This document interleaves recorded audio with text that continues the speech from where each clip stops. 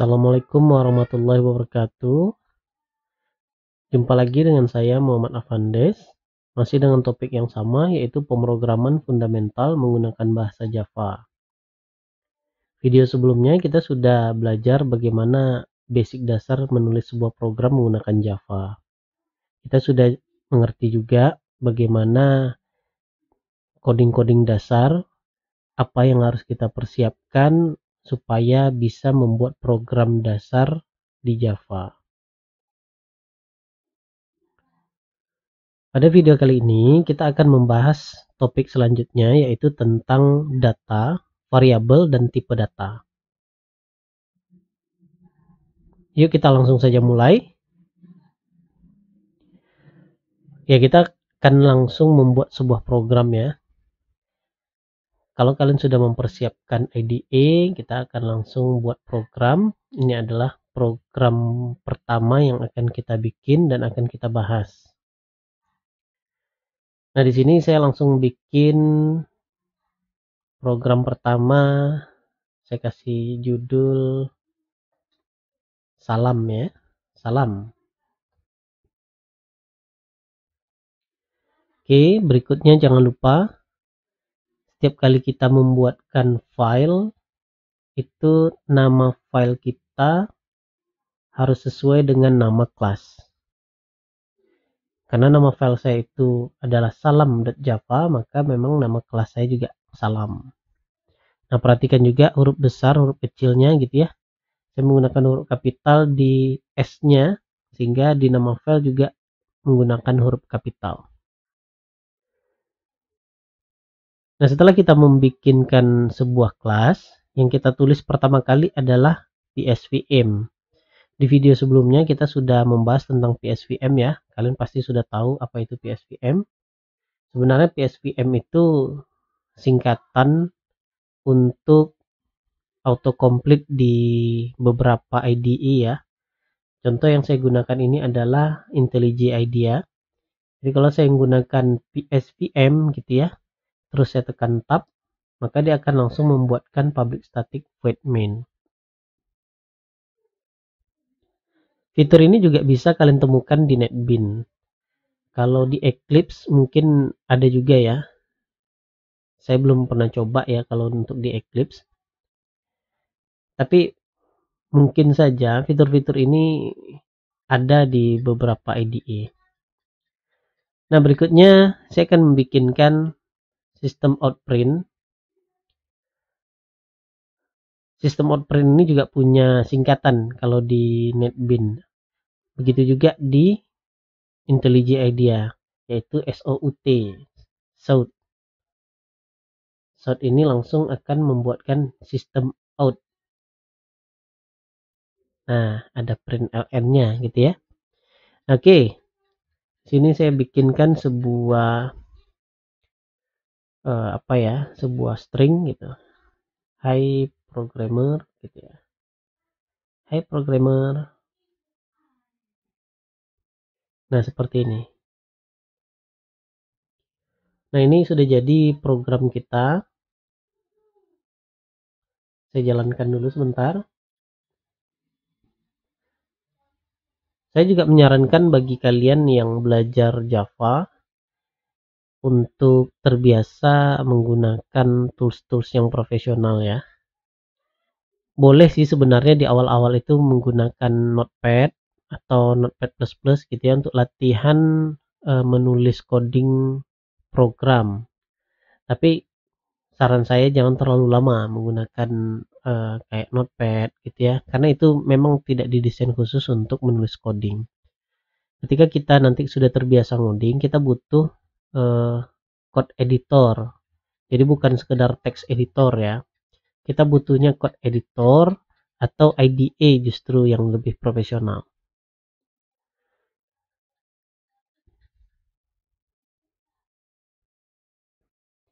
Oke, ini program saya sudah jadi. Kita akan bahas dulu. Tadi materi kita itu adalah seputar tentang data. Kita kenalan dulu dengan yang namanya data di Java. Apa itu data? Nah, di coding saya ini ada data. Kalau kita pelajari tentang PSVM, kita akan tahu bahwa coding program kita itu cuma 2 baris ini saja. Makanya di bawah ini hasilnya 2 baris juga. Kemudian tidak semua coding yang kita bikin ini adalah data. Yang namanya data hanya bagian ini saja. Nah, ini adalah bagian data di dalam pemrograman. Khususnya di Java, data itu yang itu. High programmer itu data.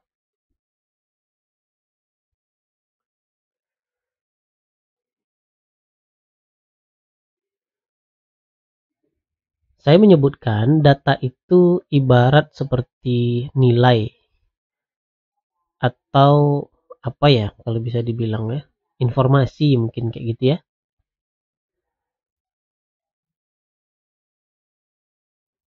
Data itu adalah sesuatu yang disimpan, sesuatu yang diproses nantinya gitu ya. Kalau kita di pemrograman itu, kita akan selalu berurusan dengan data. Hanya saja memang semakin sering nanti kalian nulis program, itu semakin apa ya, tidak terlalu memperhatikan gitu ya, tidak terlalu memperhatikan ini data, itu data gitu ya. Sudah langsung otomatis ngerti sendiri nanti. Makanya ketika kalian belum terbiasa dengan pemrograman, kita harus kenalan dulu dari elemen yang paling kecil di dalam pemrograman. Nah, data itu, dua ini adalah data. Sisanya tidak. Nah, yang seperti ini bukan data. Ini lain lagi namanya. Nah, kita juga bisa modifikasi data ini, kita gunakan data yang lain. Misalnya saya gunakan data yang lain, salam gitu ya. Nah, seperti itu. Saya gunakan data yang lain. Berarti data saya ini adalah salam.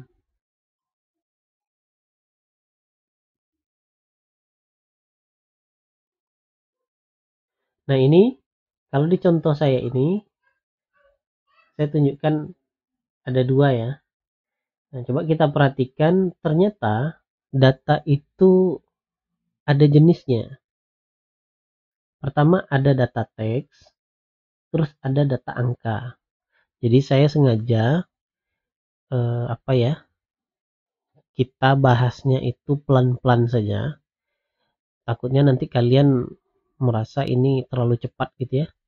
Jadi kita bahas pelan-pelan dulu. Data itu secara umum itu ada data teks dan data angka. Nah, di sini saya perlu memberitahukan kepada kita semua bahwa di coding ini ada yang namanya data teks, ada yang namanya data angka. Yang mana data angka? Yang data angka itu adalah yang ini nih. 20 yang warna merah ini. Nah, ini adalah data angka. Begitu juga dengan 30 yang warna merah. Ini adalah data angka. Berikutnya data teks yang mana? Data teks yang ini, yang hijau.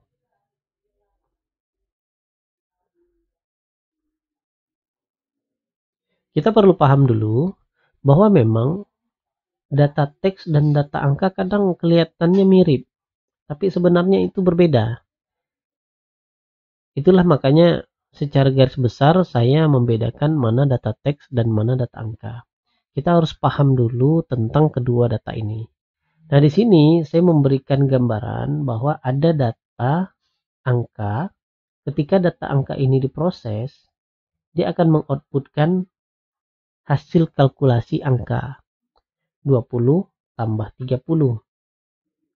Ini adalah angka, ketika ditambahkan dia akan dikalkulasi menjadi 50. Sedangkan data teks itu tidak dikalkulasi, tapi dia akan digabungkan atau ditempelkan kayak gitu ya. 20 tambah 30, maka outputnya 2030 atau 2030 kayak gitu ya.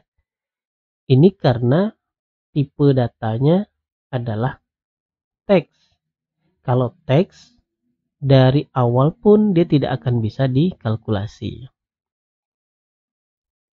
Jadi simpel ya, dari sini kelihatan ya mana bedanya data angka dan data teks. data teks itu walaupun dia angka, dia tetap akan dianggap sebagai tulisan. Sehingga kalau kita gabungkan, dia akan tergabung atau bergabung dia dengan data teks lainnya. Berbeda dengan data angka, dia akan dikalkulasikan. Nah, kalau kalian tidak percaya, kita akan cobakan dulu contoh yang tadi. Yang pertama, kita akan bikinkan 20 ditambah 30. Nah, ini kita menggunakan angka. Ya mungkin kalian bisa abaikan dulu soal warna-warna ya. Tadi kan warnanya warna merah gitu ya. Abaikan dulu soal warna. Berikutnya kita bikinkan lagi 20 ditambah 30. Nah, ini kita outputkan. Ini baris pertama angka, baris kedua adalah teks. Nah, dari sini kelihatan ya, kalau baris pertama itu yang dihasilkan 50. 20 tambah 30. Baris kedua adalah 20 30. Justru ditempelkan kayak gitu ya.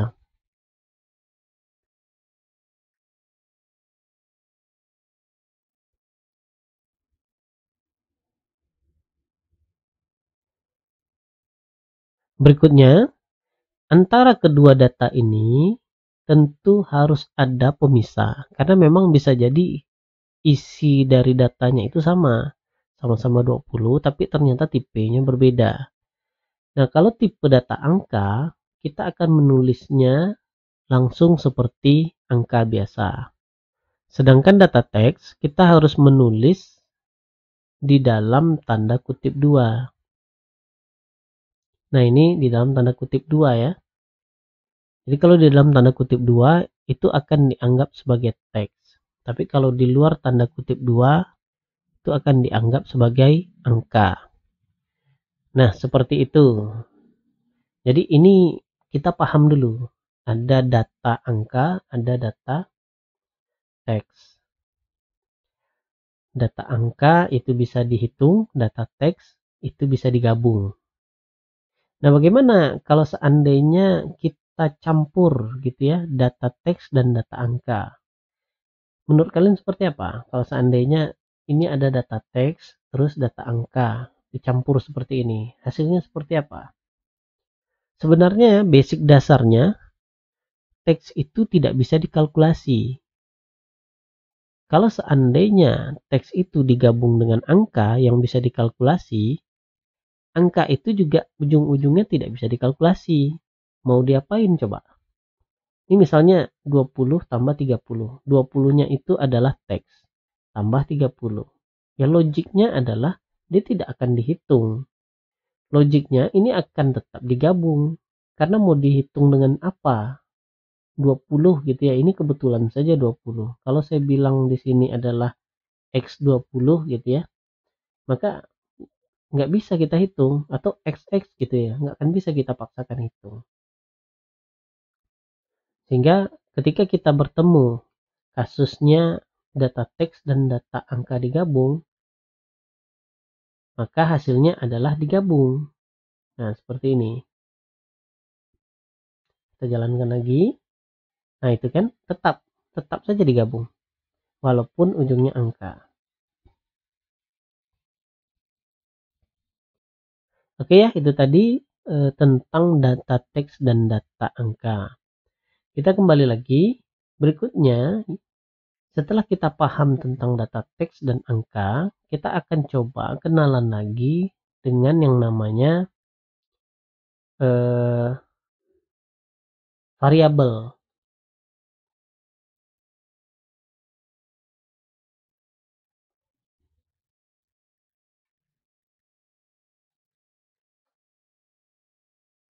Apalagi nih variabel. Nah, gitu. Jadi kalau dasar-dasar belajar pemrograman ini kita harus menguasai beberapa istilah-istilah dulu. Ini istilah dasar sih sebenarnya, tidak akan sulit. Di slide ini saya tunjukkan sebuah coding program. Coding program itu dia menggunakan sebuah variabel. Nah, untuk saat ini kita abaikan dulu cara kerja codingnya. Kita akan coba kenalan dengan yang namanya variabel. Jadi kita harus tahu dulu apa itu variabel, guna variabel itu apa sih gitu ya. Nah, kita coba dulu. Nah, ini ada kasus, kita akan cobakan kasusnya.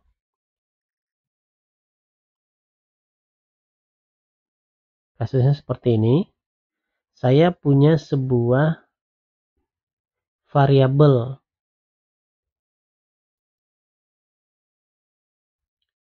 Namanya adalah variabel teks.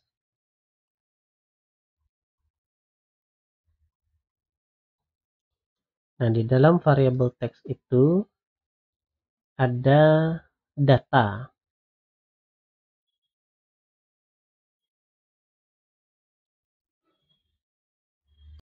Berikutnya saya akan menampilkan isi dari teks itu. Saya printkan isi dari teksnya.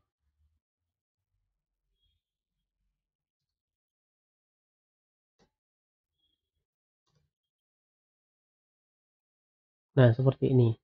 Jadi kalau seperti ini saya lakukan, saya jalankan, hasilnya akan berbeda. Padahal kita ini ngeprintnya itu adalah teks. Tapi yang keluar adalah salam programmer. Nah, dari sini saya ingin menjelaskan bahwa tentang variabel ini adalah sesuatu yang mewakili data. Kita punya data, saya punya data, salam programmer. Isi datanya itu adalah teks, tulisannya adalah salam programmer. Nah, data ini saya buat dan saya simpan ke dalam variabel yang namanya teks. Jadi yang namanya variabel itu adalah ini teks. Karena ini adalah datanya berjenis teks, maka saya akan menggunakan tipe datanya string.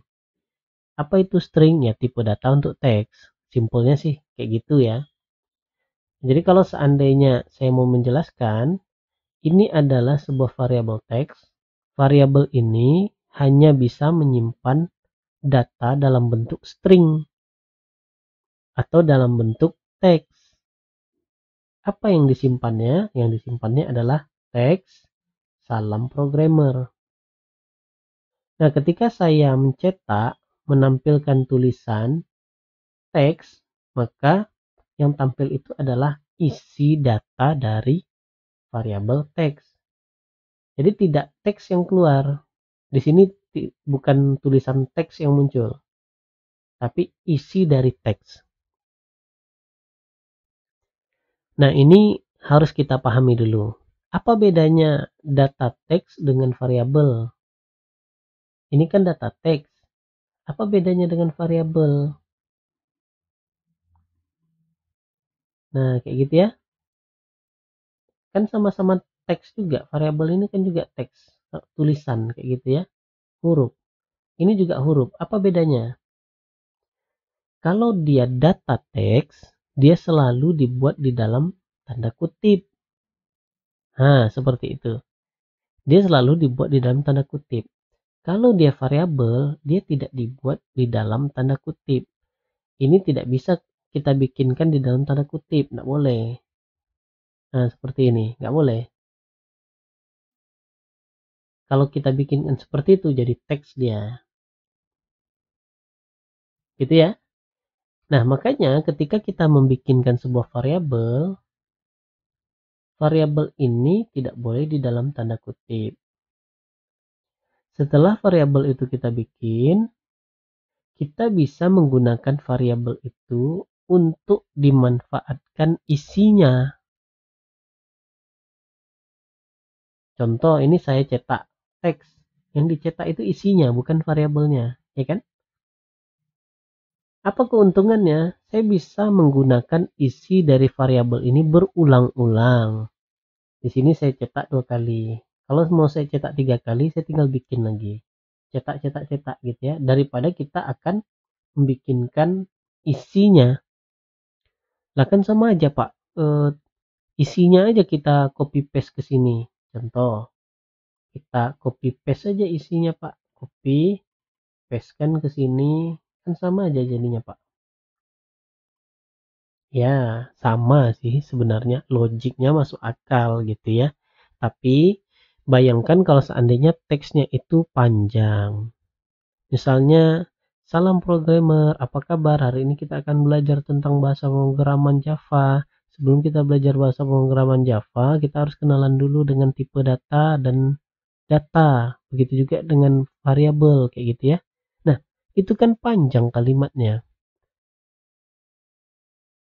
Ya nggak masalah Pak, tinggal di copy paste aja. Ya boleh sih kalian copy paste panjang-panjang kayak gitu. Cuma memang coding kalian itu tidak akan jauh lebih hemat. Akan sepanjang-panjang seperti itu. Ini baru 2. Bagaimana kalau seandainya kita ingin mencetak 10 gitu ya. Nah ini kan terlalu panjang. Untuk menghemat itu, data yang panjang tadi itu dimasukkan ke dalam sebuah variabel dan diberi nama variabel. Selanjutnya kita tinggal pakai saja nama variabel itu untuk diproses.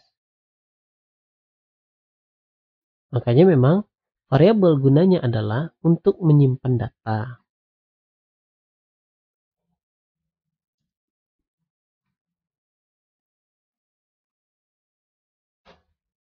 Nah ini, guna dari variabel itu adalah untuk menyimpan data, kemudian data itu dapat digunakan berulang-ulang berkali-kali.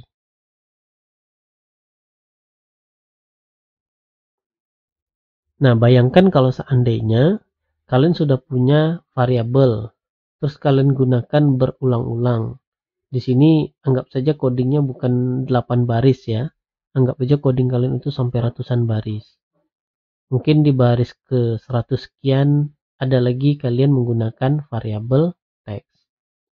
Terus di coding 200 sekian ada coding lagi yang menggunakan variabel text, misalnya seperti itu.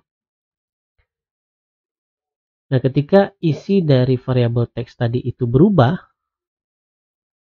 sebenarnya kita tidak perlu mencari-cari lagi mana variabel yang gunakan, mana baris-baris coding yang menggunakan variabel itu. Tak perlu kita cari, sudah pasti akan berubah otomatis. Cuma kalau seandainya kita tidak menggunakan variabel, mau tidak mau ketika ada yang berubah satu data, kita harus cek lagi di coding yang lain, sudah berubah atau belum, kayak gitu ya. Nah, setelah jadi sebuah variabel, kita harus menyimpan dan memberi nama variabel itu. Ini contoh saya memberikan nama variabel teks, gitu ya. Ketika saya punya variabel teks, maka nanti saya ingin menggunakan variabel tersebut, saya panggil namanya saja, teks, kayak gitu. Dan tetap saya panggil tanpa menggunakan tanda kutip. Ya nggak mungkin dong kalian gunakan tanda kutip untuk memanggil nama variabel. Nah, itu nanti akan dianggap sebagai teks. Nah, tentu ketika kita membuatkan dan memilihkan nama untuk variabel itu, sebaiknya ada aturan-aturan yang perlu kita pahami.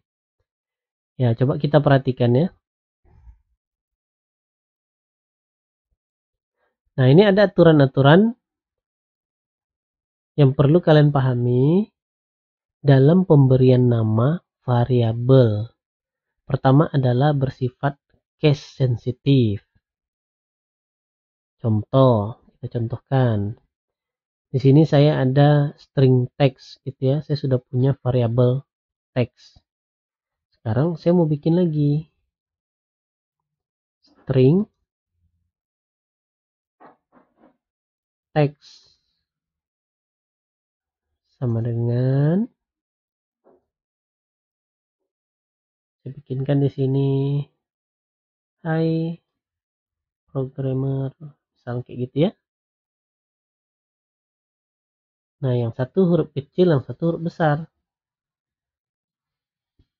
Khususnya di Java, nama variabel itu case sensitif, berbeda antara huruf besar dan huruf kecil. Seperti itu ya. Jadi kalau kalian bikin nama variabelnya adalah teks huruf kecil, ketika dipanggil harus menggunakan teks huruf kecil juga. Begitu juga yang huruf besar, huruf besar. Nah, ini yang dinamakan dengan case sensitive. Berikutnya, untuk nama variabel itu terdiri dari alfanumerik dan beberapa simbol. Alfanumerik, ada alfabet, ada numerik, dan ada simbol. Kita tidak boleh sembarangan memberikan nama ya.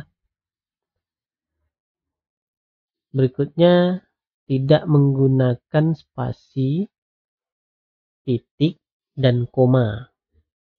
Jadi jangan kita bikinkan sebuah variabel, misalnya variabel panjang, koma lebar gitu ya, jangan dibikinkan seperti itu. Kenapa? Karena kalau kita menggunakan koma, itu akan dianggap sebagai dua variabel. Terus kalau kalian menggunakan spasi, itu akan dianggap sebagai expression yang berbeda. Yang di dalam penamaan variabel itu kita tidak boleh menggunakan spasi. Kalaupun terpaksa ingin menggunakan spasi, kita harus menggunakan simbol lain, misalnya underscore gitu ya. Nah, kita juga tidak boleh membuat nama variabel. Nah, kita juga tidak boleh membuat nama variabel itu menggunakan tanda titik. Karena di dalam pemrograman Java, tanda titik ini digunakan untuk hal-hal yang berbeda, yaitu dalam pemanggilan fungsi nantinya, kayak gitu ya. Nah, maka kita harus paham dulu aturan-aturan dasar membuat nama variabel. Nah, berikutnya yang perlu kalian pahami adalah pembuatan nama variabel itu tidak boleh diawali dengan angka. Nih contoh saja. Teks. Ini kan huruf semua ya. Kita bisa bikinkan teks 1. Bisa. Tentu kalau kita bikinkan teks 1, manggilnya nanti juga teks 1. Atau kita bikinkan teks 1, 2, 3, terus pakai simbol. Misalnya kayak gitu ya. Simbolnya apa aja yang bisa? Kalau seingat saya simbol yang bisa itu adalah underscore. Misalnya new gitu ya. Kayak gitu. Nah, begitu juga nanti dengan pemanggilan harus kita sesuaikan. Kita bebas menentukan nama variabel sesuai keinginan sebenarnya ya. Tapi kita tidak boleh menggunakan angka di awal sekali. Jadi kalau kita membuat nama variabel di awalnya adalah angka, itu tak boleh. Kenapa? Ini sebenarnya bertentangan dengan aturan lain di pemrograman Java. Jadi memang harus diawali dengan huruf. Nah, seperti itu. Walaupun cuma satu huruf ya, tapi harus diawali dengan huruf. Boleh tidak diawali dengan underscore? Nah, seperti itu. Ya, boleh-boleh saja. Asal di awalnya itu tidak angka. Kalau diakhiri dengan underscore boleh enggak? Nah, itu ya. Boleh ya. Kalau diakhiri dengan huruf boleh enggak? Ya jelas boleh. Diakhiri dengan angka boleh juga. Simbol boleh juga. Tapi simbol yang boleh itu hanya underscore.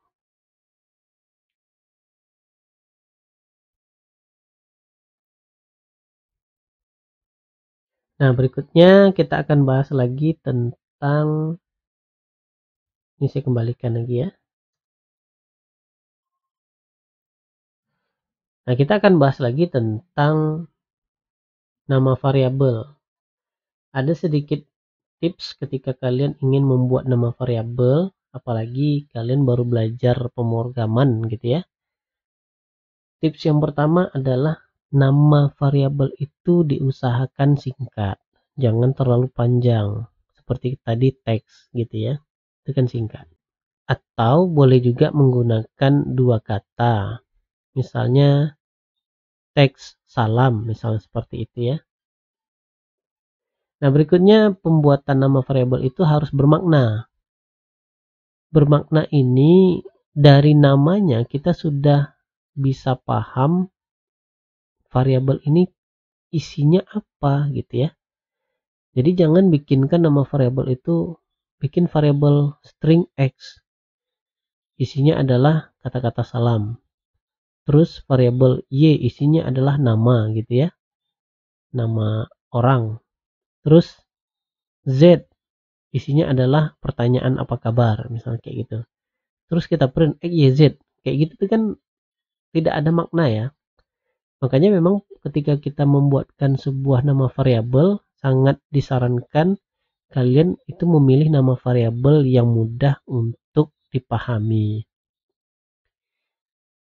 Berikutnya camel case. Pembuatan nama variabel ini sebaiknya camel case. Boleh nggak Pak kalau nggak pakai camel case? Boleh sih sebenarnya. Tapi secara umum orang-orang yang sudah belajar Java itu sudah otomatis sebenarnya mengikuti aturan camel case dalam penamaan variabel. Jadi kalau kalian biasakan menggunakan camel case untuk penamaan variabel, itu akan mudah ketika kalian membaca coding-coding program orang lain.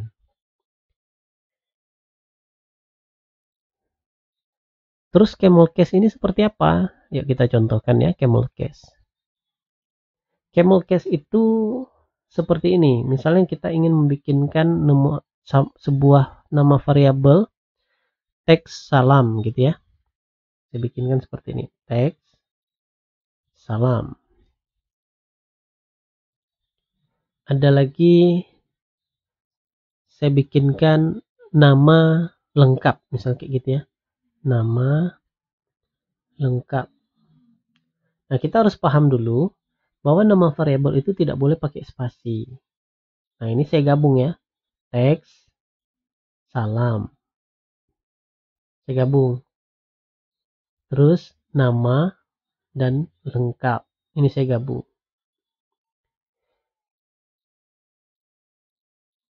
Nah, penggunaan model camel case dalam pembuatan nama variabel itu ya seperti ini. Ada gabungan ketika nama variabel kita itu terdiri dari dua kata atau lebih. Nah, ini kan dua kata nih sebenarnya atau lebih. Kita gabung kayak gitu ya. Ketika kita gabung, kata berikutnya harus diawali dengan huruf kapital. Nah, ini styling penulisan nama variabel. Ini sebenarnya untuk memudahkan kita. Kalau kita bikinkan nama lengkap seperti ini ya. Nah, ini kan kurang enak kalau kita lihat kan. Begitu juga kalau seandainya teks salam. Bayangkan S-nya itu jadi kecil. Nah, ini kan jadi aneh ya. Kebanyakan S kayak gitu ya. Nah, makanya memang penulisan menggunakan camel case ini sangat disarankan sekali. Nih, saya kembalikan dulu. Nah, ini penulisan camel case. Nanti kalau ada tiga kata nama lengkap sekali, misalnya kayak gitu kan, maka diawali dulu dengan huruf kapital.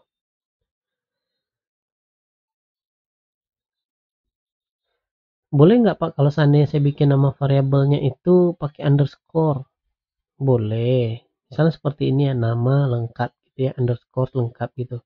Boleh saja. Boleh nggak Pak namanya itu saya bikinkan huruf kapital semua, nama lengkap, misalnya kayak gitu. Boleh saja. Sebenarnya intinya sih boleh gitu ya. Hanya saja umum orang banyak menggunakan cara camel case. Ini akan memudahkan kita ketika kita ingin belajar coding pemrograman milik orang lain. Karena kan nggak kita saja yang ngoding di dunia ini kan. Bisa jadi ada teman-teman kita yang juga sudah sering ngoding. dia punya coding, kita pengen pelajari, ya kita akan terbiasa dengan styling codingnya. Nah, salah satu styling itu adalah nama dari variabel. Nah, oke ya, sampai sini gampang ya dipahami. Pelan-pelan dulu karena kita membahasnya jangan cepat-cepat. Nah, kalian juga harus paham tentang selain dari variabel itu tentang deklarasi dan inisialisasi variabel. Jadi ketika kita ingin membuatkan sebuah variabel, ternyata ada beberapa tahapan. Variabel itu ketika dibuat, kita harus menentukan tipe data apa yang bisa disimpan oleh variabel itu. Nah, tadi kan di awal kita belajar tentang data ya. Data itu ada teks, ada angka. Kalau seandainya kita ingin menyimpan data angka, maka kita harus membuatkan sebuah variabel dengan tipe data angka. Kalau kita ingin menyimpan data teks, kita harus membuatkan sebuah variabel dengan tipe data teks. Seperti itu. Nah, proses menentukan tipe data untuk sebuah variabel tadi itu adalah proses deklarasi dan atau proses inisialisasi. Jadi boleh salah satu. Nah, di sini contohnya ada ya. Contoh deklarasi itu seperti itu. Ya, coba kita praktekkan dulu ya. Nah, ini saya kembalikan dulu teks saja.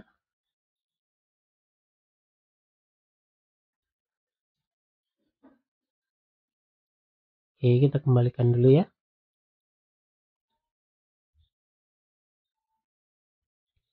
Selanjutnya saya akan membuatkan kelas baru lagi.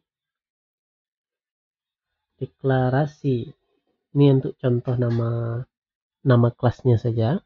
Kalian boleh bebas memilih nama kelasnya apa. Berikutnya kita jangan lupa bikin PSVM. Nah, saya akan melakukan deklarasi sebuah variabel.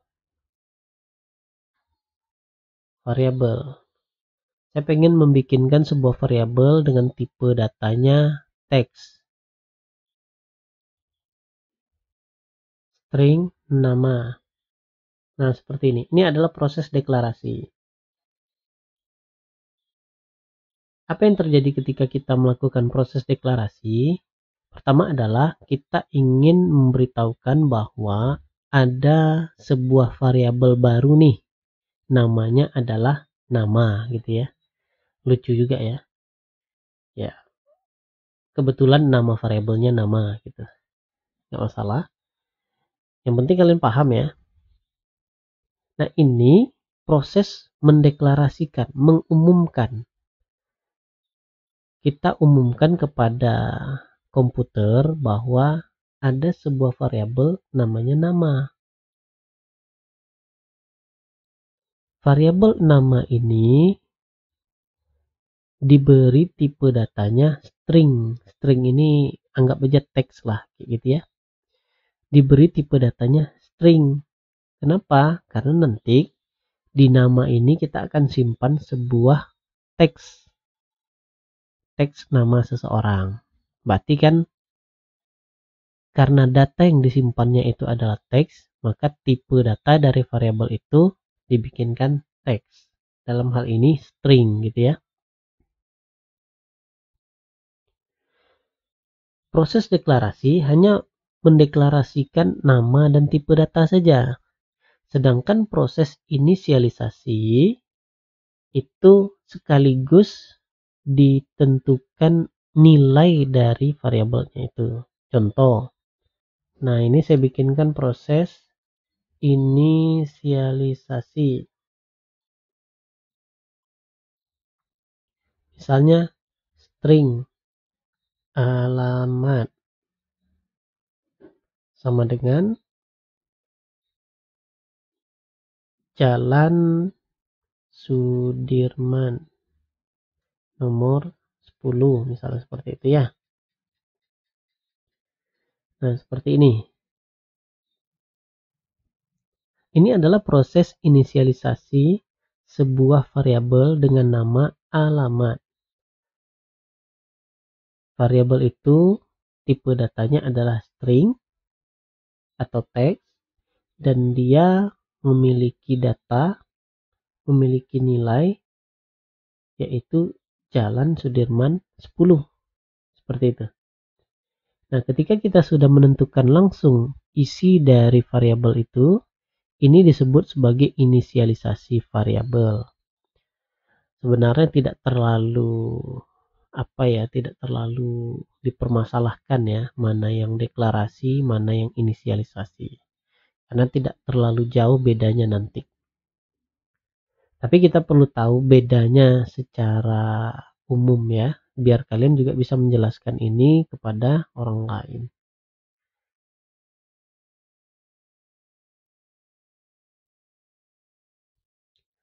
Nah, proses inisialisasi itu juga bukan hanya menentukan datanya berdasarkan data yang kita bikin. Bisa juga kita memanfaatkan variabel lain sebagai data dari variabel itu. Contoh misalnya seperti ini ya. Saya bikinkan string salam sama dengan hai, koma, bukan koma, hai ditambah nama, kayak gitu. Jadi saya akan memanfaatkan nama. Saya tambah lagi, saya gabung lagi.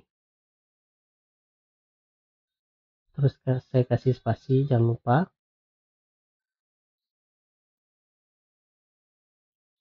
Apa kabar?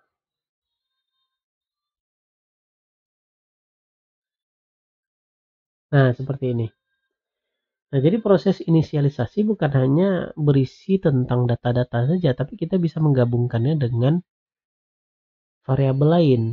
Nah, ini kebetulan variabel nama ini tidak ada isinya ya. Jadi belum ada di initialize kata dia.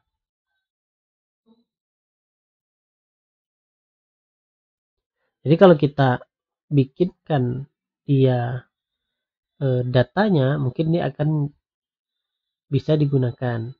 Kalau ini kan kasusnya tidak bisa digunakan nih.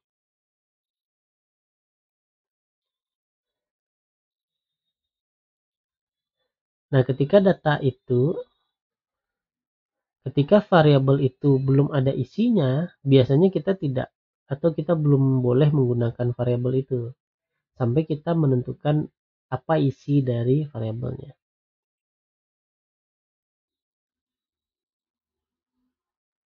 Nah, kayak gitu ya. Coba kita balik lagi ke slide. Nah, kalian akan melihat bedanya antara proses deklarasi dan inisialisasi.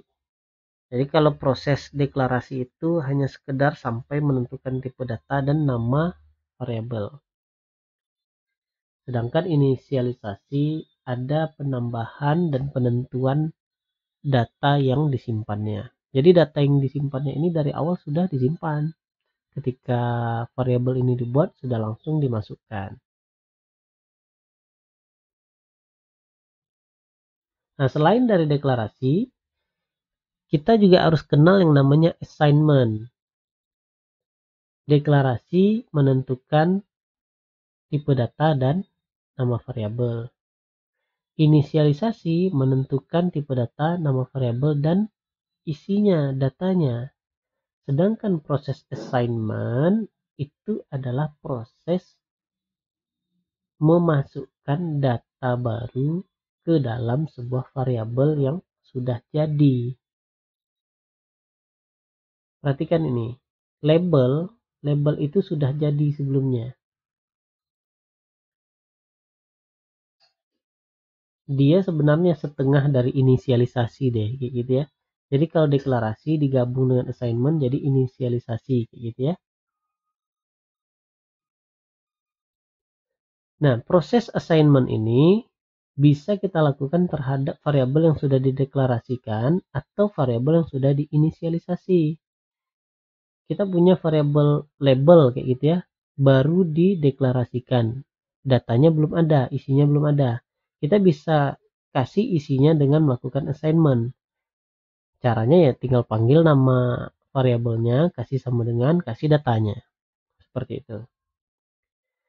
Begitu juga ketika variabel itu sudah diinisialisasi, misalnya string nama sama dengan Budi, berarti Budi ini sudah disimpan ke dalam variabel nama. Kalau setelah ini kita lakukan assignment terhadap nama sama dengan Chandra, maka nilai Budi tadi yang di awal tadi itu akan hilang dan digantikan dengan Chandra. Seperti itu ya. Nah, proses assignment, proses deklarasi, dan inisialisasi. Ini penting karena memang basic dasar dari pemrograman dan penggunaan variabel ya di sini. Nah, selanjutnya kita akan bahas tentang yang namanya tipe data. Tadi kita sudah bahas tentang data, terus kita sudah bahas tentang variabel, terus kita akan bahas lagi yang ketiga itu tentang tipe data.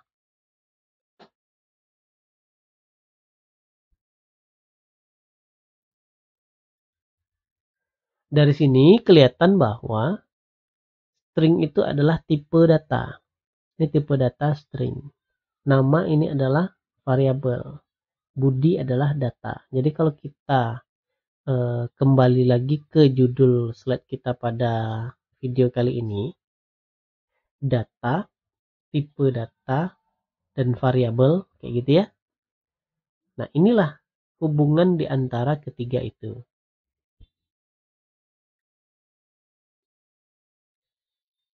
Ketika saya melakukan inisialisasi, saya harus menentukan tipe datanya apa. Tipe datanya string.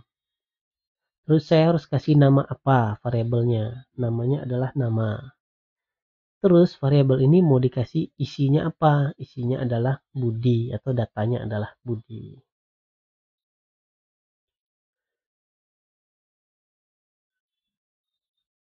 Kalau tadi kita hanya fokus kepada data, kepada variabel, sekarang kita akan fokus kepada tipe data. Tipe data ini sebenarnya bukan hanya data teks dan data angka. Tapi dasarnya sih memang data teks dan data angka. Di Java sendiri itu tipe data ada beberapa jenis. Yang pertama adalah tipe data primitif. Yang berikutnya adalah tipe data reference atau turunan. Nah, tipe data primitif itu ternyata banyak bagiannya. Ada numerik, ada non-numerik. Numerik itu angka-angka seperti integer, floating point, karakter. Nah, ini numerik. Sedangkan non-numerik adalah boolean.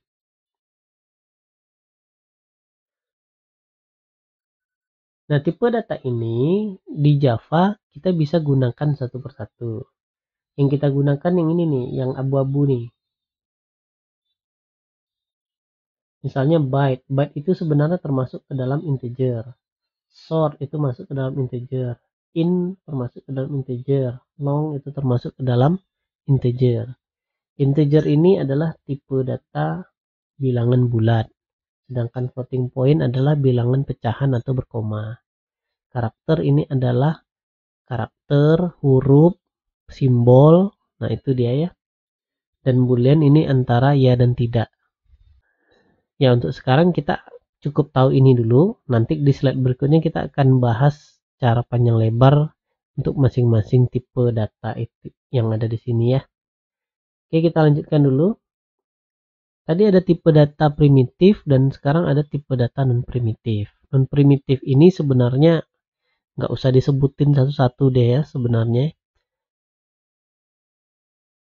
Setiap kali kita membuatkan sebuah kelas gitu ya, itu adalah tipe data non primitif. Kelas itu akan bisa kita jadikan sebuah tipe data. Tipe data non primitif yang paling sering kita gunakan adalah string. Jadi string ini adalah tipe data non primitif. Yuk kita bahas ya kenapa tipe data ini seperti itu ya. Yang pertama kita bahas tentang tipe data string dulu, mulai dari ujung dulu gitu ya. Nah, ini saya punya source code.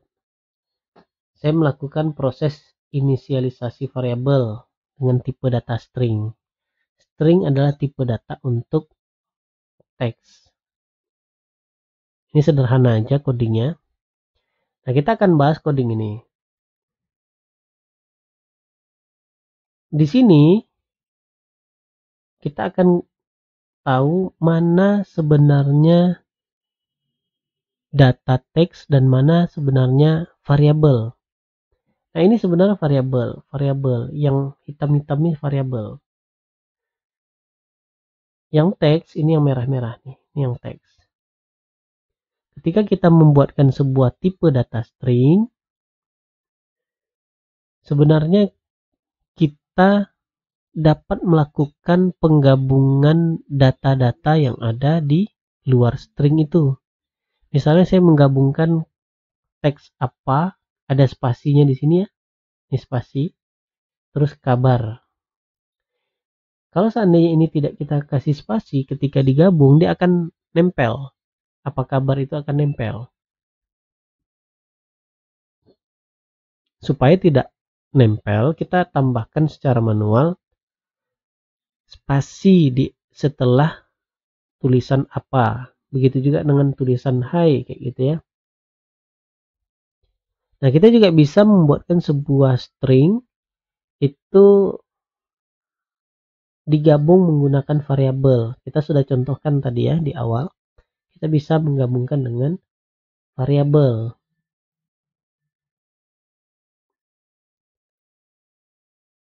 Kalau kita melakukan hal ini, maka yang terjadi adalah di Sapa itu akan memiliki nilai hai ditambah dengan isi dari variabel nama. Misalnya isi dari variabel nama ini adalah Avandes kayak gitu ya. Maka akan disimpan sekaligus hai spasi Avandes. Nah, seperti itu. Setelah ini diinisialisasi, setelah kita membuatkan sebuah string, terus ketika nama ini kita rubah menjadi orang lain, Avandes yang ada di dalam Sapa itu tidak akan ikut berubah. Nggak ngaruh gitu ya. Dia akan tetap disimpan bulat-bulat hai spasi Avandes. Seperti itu. Nah, berikutnya kita harus paham lagi tentang tipe data itu adalah tanda kutip yang digunakan pada tipe data string. Khusus di Java, tipe data string itu harus menggunakan tanda kutip double atau tanda kutip ganda. Kita tidak boleh menggunakan tanda kutip satu saja atau tanda kutip single nih ya, single quote. Kita nggak boleh menggunakan tanda kutip yang satu ini. Kenapa? Karena tanda kutip yang satu ini di Java khususnya itu diperuntukkan kepada tipe data char. Kalau tipe data char itu hanya diperbolehkan satu karakter di dalam satu variabel char. Nah, ini kita harus pahami bahwa tanda kutip tunggal itu tidak diperbolehkan di dalam tipe data string. Nah, berikutnya tipe data angka. Kita akan bahas tipe data angka yang ada di dalam Java. Nah, ini contoh program menggunakan tipe data angka. Di sini ada byte, my byte, kayak gitu ya, sort, my sort, kayak gini. Nah, ini adalah cara menginisialisasi variabel dengan berbagai tipe data. Yang di sini khususnya adalah tipe data integer, turunan integer. Jadi kalau kalian perhatikan sebelumnya lagi tentang tipe data primitif, ada byte, short, int, long, itu adalah keluarga dari integer. Nah, kita kembali lagi. Nah, ini ya. Semuanya memiliki spesifikasi yang sama, hanya saja kapasitas menyimpan datanya berbeda. Contoh, byte. Tipe data byte itu tidak bisa digunakan untuk menyimpan angka ribuan, misalnya kayak gitu ya. Karena batas dari angka tipe data byte ini adalah 127 sebenarnya. Kalau lebih dari itu, maka dia akan diubah atau dia akan dikembalikan ke minus kayak gitu. Nah, ini sebenarnya logiknya agak sulit ya. Nah, ini sebenarnya logiknya itu cukup kompleks ya. Tapi untuk sekarang kalian tidak perlu terlalu paham dulu tentang bagaimana dasar-dasar yang terjadi ketika kita menggunakan byte untuk angka ribuan kayak gitu ya. Itu belum dulu.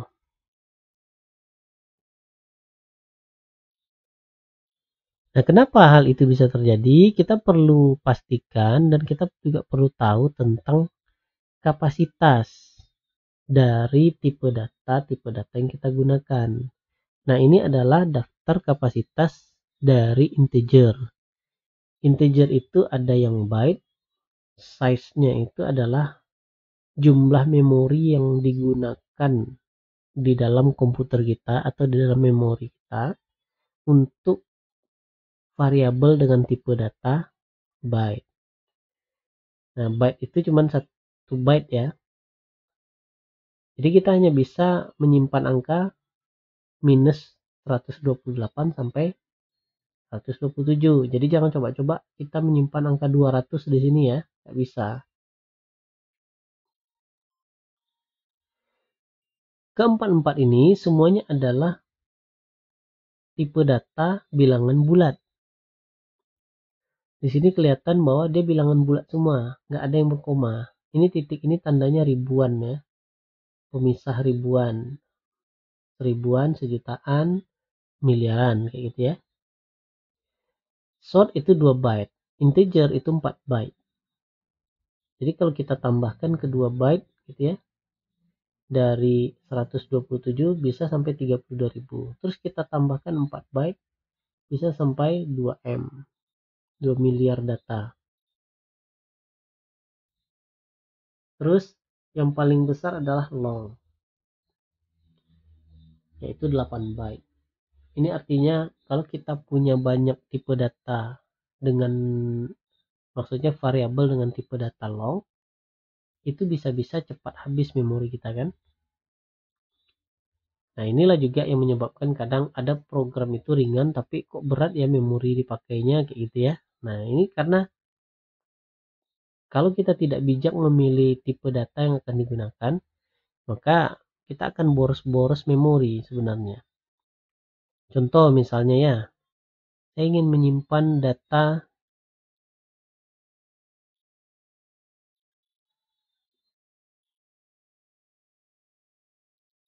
nilai siswa atau nilai ujian siswa kayak gitu.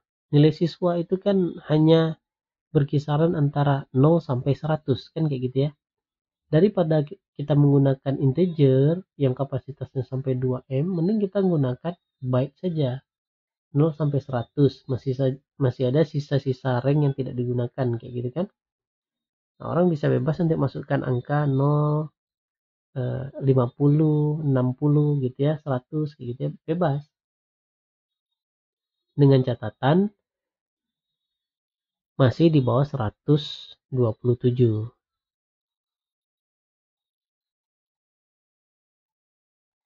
Nah, tapi kalau kita berurusan dengan angka-angka yang jumlahnya miliaran, jutaan kayak gitu ya, maka tidak ada salahnya kalau seandainya kita menggunakan tipe data integer.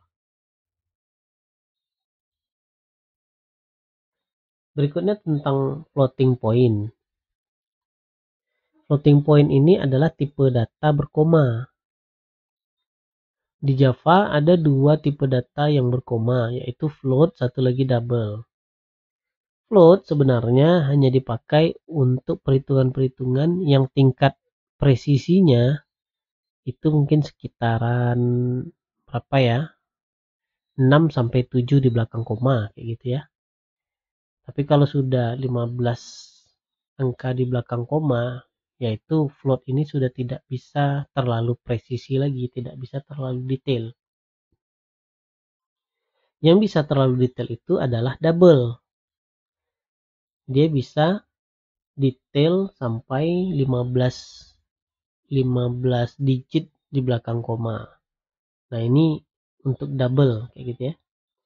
Ketika kita ingin membikinkan sebuah variabel double terus melakukan pengisian data di variabel double, kita cukup menuliskan angkanya tanpa tanda kutip.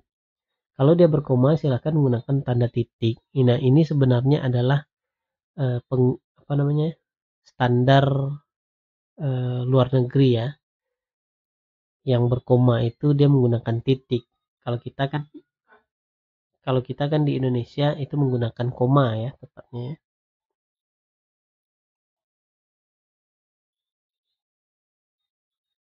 Nah, berikutnya ada tipe data char. Char ini atau karakter gitu ya. Tipe data char ini hanya bisa menyimpan satu karakter saja di dalam satu variabel. Ini misalnya contoh char X 65, char Y pakai tanda kutip 1. Nah, kan kita sudah belajar tentang tanda kutip 1 dan kutip 2 ya sebelum ini di slide awal-awal sekali. Yang menggunakan tanda kutip 1 itu adalah char. Selain char tak boleh menggunakan tanda kutip 1. Kalau tanda kutip 2 digunakan oleh string, tidak boleh orang lain menggunakan tanda kutip 2. Nah, pada coding ini saya simulasikan membuat sebuah atau dua buah variabel dengan tipe data char. Yang satu saya isi dengan angka 65, yang satu saya isi dengan tanda kutip A. Setelah saya jalankan, apa yang terjadi? Ya, kita langsung bikin aja ya, biar nggak penasaran kayak gitu. Nah, ini saya inikan dulu ya.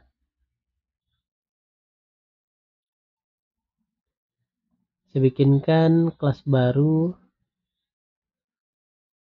belajar char.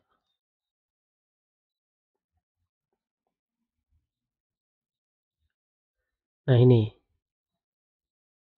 saya bikinkan sebuah char X sama dengan 65. Terus saya cetak X. Apa yang muncul? Nah, yang muncul adalah huruf A. Terus kalau X ini saya ganti jadi A, saya jalankan. Nah, tetap A ya. Nah, karakter, tipe data karakter itu memang dikhususkan untuk menyimpan satu karakter saja. Silahkan dimanfaatkan kalau seandainya kita punya karakter yang lebih dari satu, kita manfaatkan misalnya array kayak gitu ya.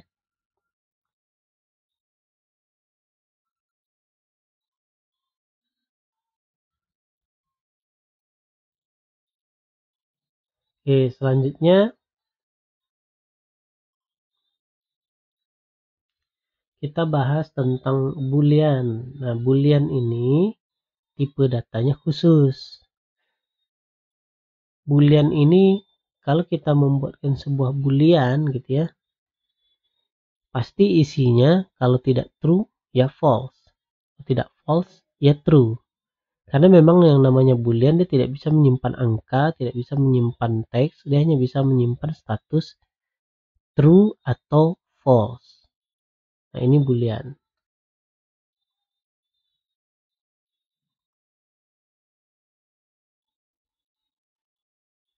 Nah, berikutnya tentang typecasting. Di dalam Java, ketika kita membuat sebuah program yang kompleks, kita setidaknya pasti akan ketemu dengan variabel yang tipe datanya itu berbeda. kita dapat tipe datanya yang berbeda, terus kita lakukan perhitungan dengan komputer juga berbeda.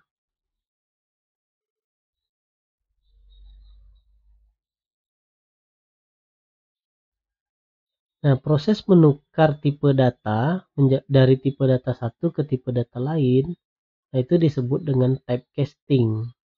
Pada contoh coding ini saya contohkan manual typecasting.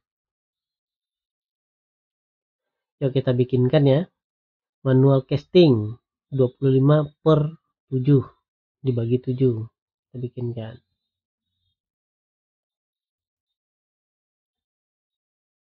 Belajar type casting. Nah, kayak gitu. Kita bikinkan integer nilai sama dengan 25,0, dibagi 7. Misalnya seperti ini. Nah, ini kalian akan melihat ada pesan error ya. Pesan error ini tandanya bahwa variabel yang sedang kita bikin, yaitu integer nilai, itu tidak support terhadap data yang ada. Nah, data kita yang ada di sini adalah data double. Kenapa data double? Karena kalau 25 dibagi 7 itu pasti akan berkoma. Nah, makanya potensi operasi pembagian ini dia akan selalu ke double. Sedangkan kita butuh variabel nilai dengan tipe data integer. Nah, gimana caranya? Kita bisa langsung manual typecasting. Oh, maksud saya bukan double integer, manual typecasting.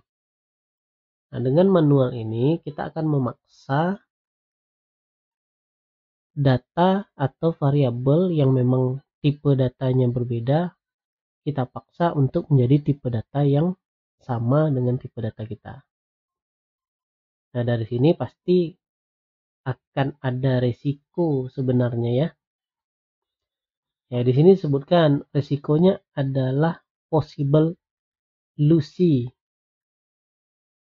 Ini ada kemungkinan komanya tuh hilang, tidak tampil, karena kan kita paksa dia menjadi integer.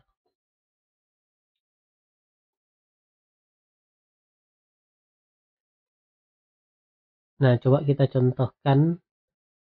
Nah, coba kita lihat lagi coding sebelumnya. Nah, ini kan ketika ini saya paksakan 25,0 bagi 7 kan harusnya berkoma ya.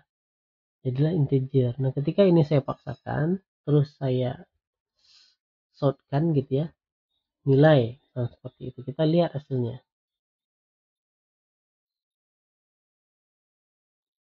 Nah, hasilnya jadi 3 tok kayak gitu. Seolah-olah dia adalah bilangan bulat. Nah, ini kenapa? Ya, karena memang terbiasa menganggap bahwa hitungan-hitungan seperti ini akan mudah di typecasting menjadi tipe tertentu. Padahal kita memang sebenarnya harus lebih aware ketika melakukan typecasting. Karena memang kebanyakan typecasting itu akan ada possibility, akan ada kemungkinan angka-angka di belakang koma itu akan hilang. Nah, ini kan kalau namanya angka berkoma, berbeda sedikit komanya itu kan jadi masalah ya. Sempat dikaliin dengan angka yang besar itu juga jadi luar biasa masalahnya. Nah, makanya memang kita boleh saja memaksa sebuah data itu untuk mengikuti tipe data yang kita inginkan. Bisa saja kita paksa. Tapi sekali lagi perhatikan resiko yang terjadi. Kita memang harus betul-betul memahami dan bisa menghandle resiko tadi itu. Nah, oke. Itu dia ya, materi tentang typecasting. Simple ya. Oke, itu saja materi kita pada pertemuan kali ini. Kita pelan-pelan dulu membahas tentang tipe data, variabel, dan data yang ada di dalam Java. Pada video berikutnya kita akan mulai membahas tentang yang namanya operator. Itu saja materi kita. Terima kasih, sampai jumpa pada video berikutnya.